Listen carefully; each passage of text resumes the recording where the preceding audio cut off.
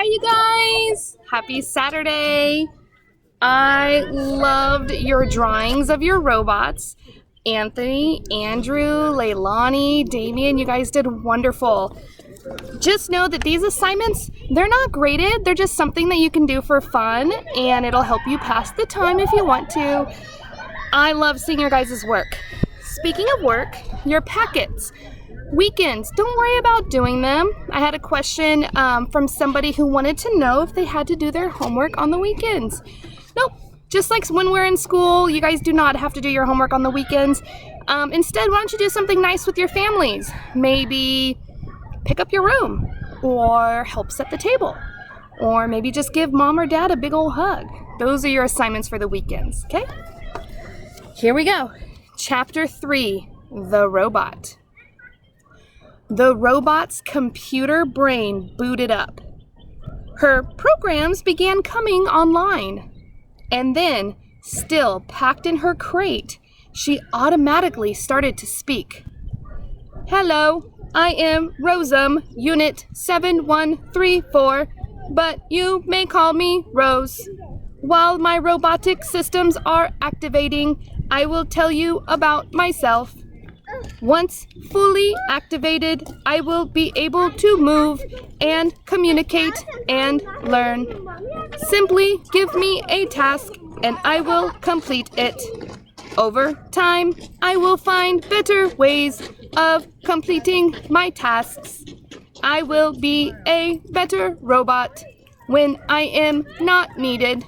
I will stay out of the way and keep myself in good working order. Thank you for your time. I am now fully activated.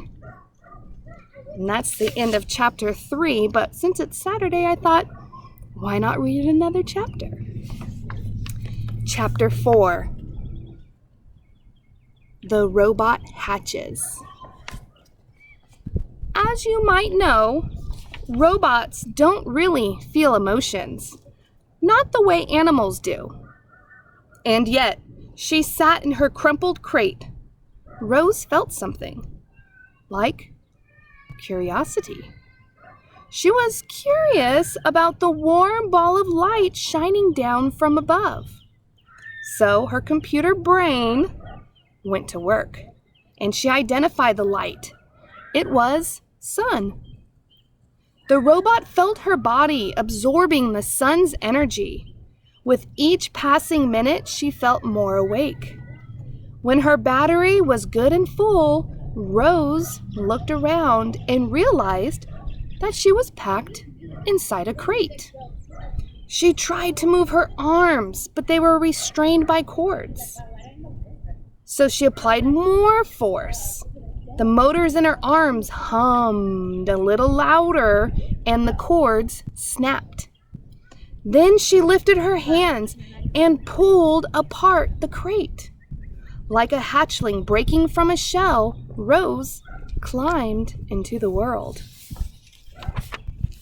Chapter 5, The Robot Gravesite. Now, do you remember in the earlier chapter, I think it was 1, when all the robot crates from the ship were sloshing against the rocks and the waves were tumbling and they started to break open, and then the otters were playing with all the broken robots? That's the robot gravesite. Those otters were now hiding behind a rock, their round heads nervously poked up. And they watched as a sparkling monster emerged from the crate. The monster slowly turned her head as she scanned the coastline. Her head turned and turned all the way around. And it didn't stop turning until she was looking right at the otters. Hello, otters. My name is Rose. The robot's voice was simply too much for the skittish creatures. The biggest otter squeaked, and the whole gang suddenly took off. They galloped back across the robot gravesite, flopped into the ocean, and raced through the waves just as fast as they could. Rose watched the otters go, but her eyes lingered on the sparkling objects that littered the shore. The objects looked strangely familiar. The robot swung her left leg forward and then her right, and just like that, she was taking her very first steps. She stomped away from the crate and over the rocks and through the gravesite until she was standing above a broken robot body. She leaned in and noticed the word Rosum lightly etched on the torso. She noticed the same word on all the torsos, including hers. Rose continued exploring the gravesite until a playful little ocean wave rushed over the rocks. She automatically stepped away from it. Then a bigger wave sloshed towards her, and she stepped away again. And then a gigantic wave crashed over the rocks and engulfed the entire gravesite. Heavy water pounded against her body and knocked her to the ground, and her damaged sensors flared for the very first time.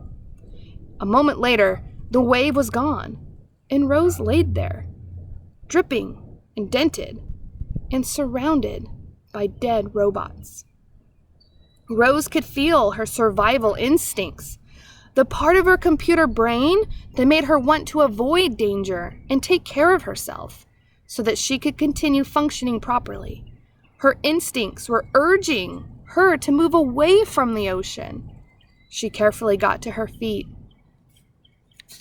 and saw that high above the shore, the land was bursting with trees and grasses and flowers.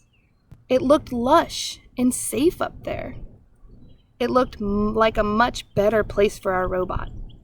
She had just one problem. To get up there, she would have to climb the sea cliffs.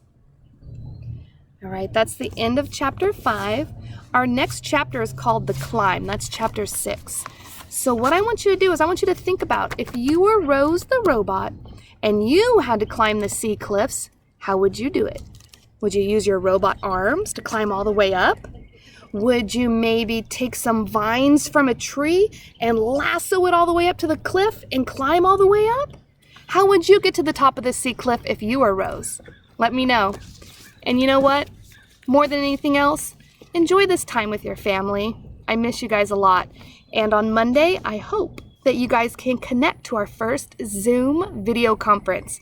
That way I can see your faces and hear your voices. I am going to upload the link in this Google Classroom, and all you have to do is click the link and enter the password that I give you, and you will be connected to our new virtual classroom. All right? Have a very good night. I miss you guys so much. I hope you're all doing well, and I will see you on Monday. Good night.